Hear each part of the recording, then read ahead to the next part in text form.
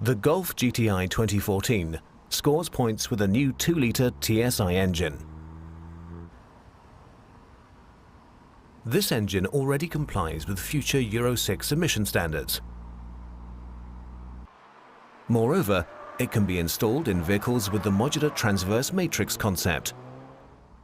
Soon it will show its strengths in other Volkswagen models. This Volkswagen TV training session will give you all the necessary information for repairing the 2-litre TSI engine. You can identify the 2-litre TSI engine at the first glance. The oil filling cap is no longer positioned in the cylinder head cover, but in the timing chain cover.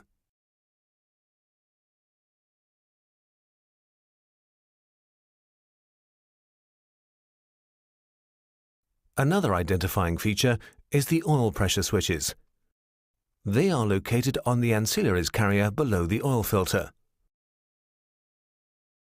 They activate at different pressures and monitor both pressure stages of the oil pump. In addition, a control valve for the piston cooling nozzles is now located at the front edge of the carrier. The valve controls cooling of the piston crown by switching the nozzles on and off. You can also identify the new engine by its oil pan. It's now made of plastic instead of sheet metal.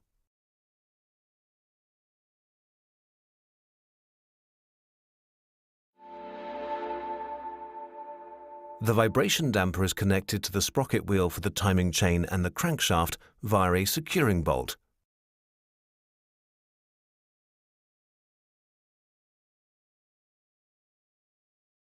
When the vibration damper has to be removed, fix the sprocket wheel and the crankshaft in position.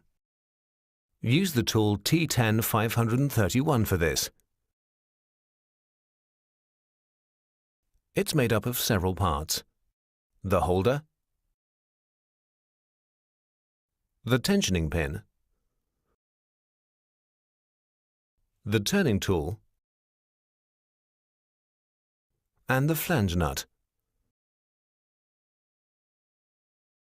Use this tool for older vehicles as well.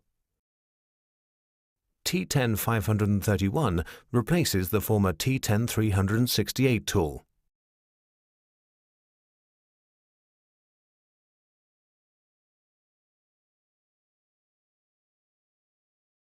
When you have to remove the vibration damper, first set it in the TDC position using the T10-355 counterhold tool.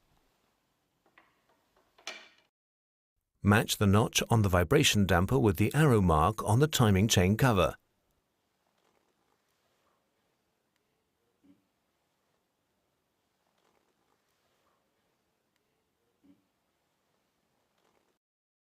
It is located in the 4 o'clock position.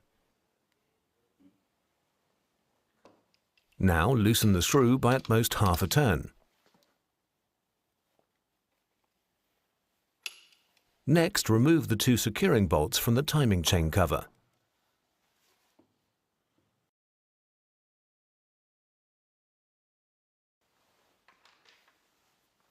These bolts must not be used again when reinstalling the vibration damper. They have to be replaced. Now use the new T10-531 tool. First, apply the tool holder at the vibration damper.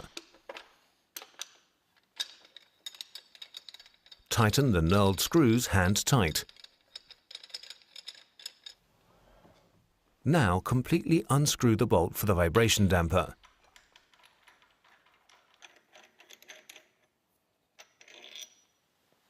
Screw the tensioning pin into the crankshaft and tighten it hand tight with a 12mm open-end wrench.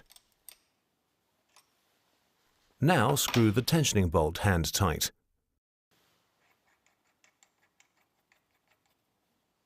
The sprocket wheel is now in tight position at the crankshaft. Remove the vibration damper by unscrewing both knurled screws.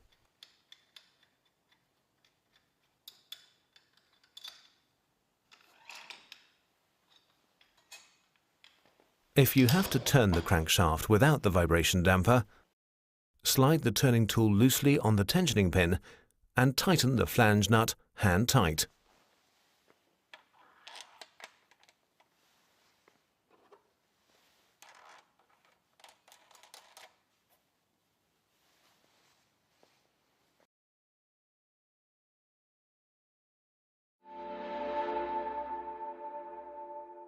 In the 2-litre TSI engine, pencil ignition coils are installed.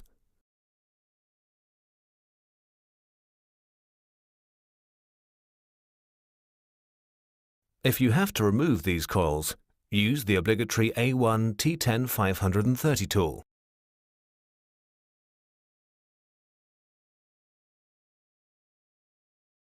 First, unscrew the securing bolt on the ignition coil. Insert the T10 530 tool into the hole and tighten it with the clamping nut. Now you can pull out the ignition coil. Move the ignition coil straight and slightly support it with your hand. This way you prevent the ignition coil from getting damaged while pulling it out.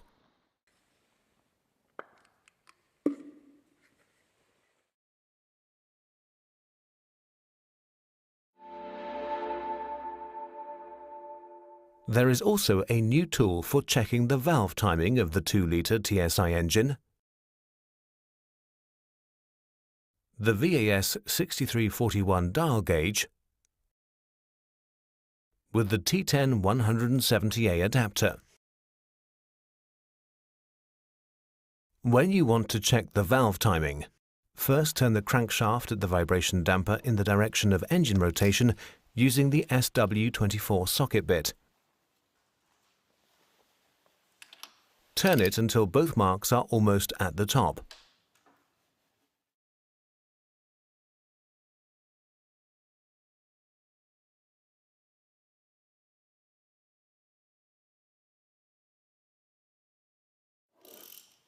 Now remove the spark plug from the first cylinder.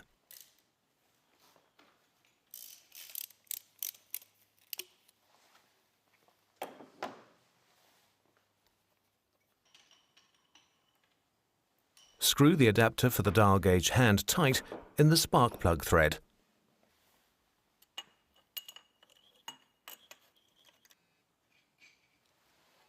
Now insert the dial gauge into the adapter up to the stop. Tighten the dial gauge with the clamping nut. Next, turn the crankshaft slowly in the direction of engine rotation. Continue turning until the dial gauge needle no longer moves. Now the piston is at its top dead center. If you turn the crankshaft too much, the dial gauge needle will go down again. If this happens, do not rotate the crankshaft back against the direction of engine rotation. Instead, continue to turn the crankshaft in the direction of engine rotation by 2 turns until the needle again shows the maximum deflection.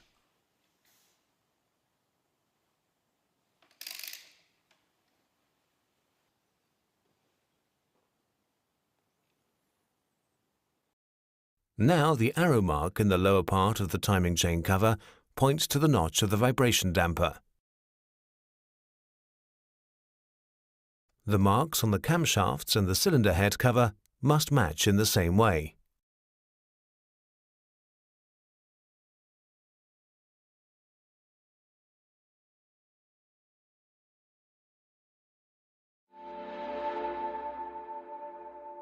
The 2-litre TSI engine comes with a newly developed cylinder head. Important new features are the camshaft adjustment and the variable valve timing for the exhaust camshaft. Using the valve lift changeover, it's possible for the valves to open and close via 2 different cam profiles.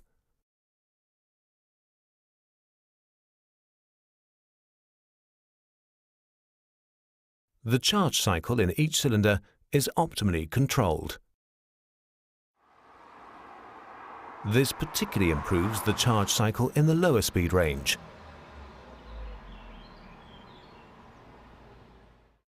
The variable valve timing then switches to the smaller exhaust cam profile. The valves lift and lower now with a smaller valve lift. If more power is requested at a higher speed, the full valve lift will still be required. It is again switched over to the larger exhaust cam profile.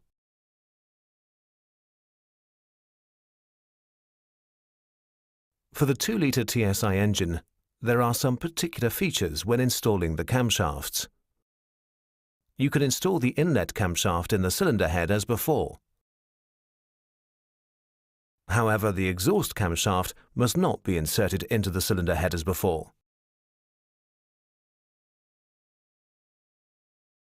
When being mounted, the cylinder head cover would press on the cam units.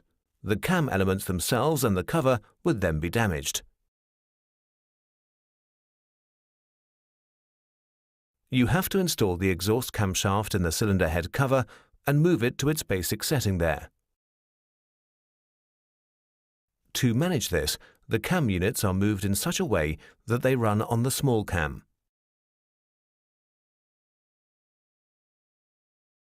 For this purpose, the outer sliders must be moved to the inside and the inner sliders to the outside.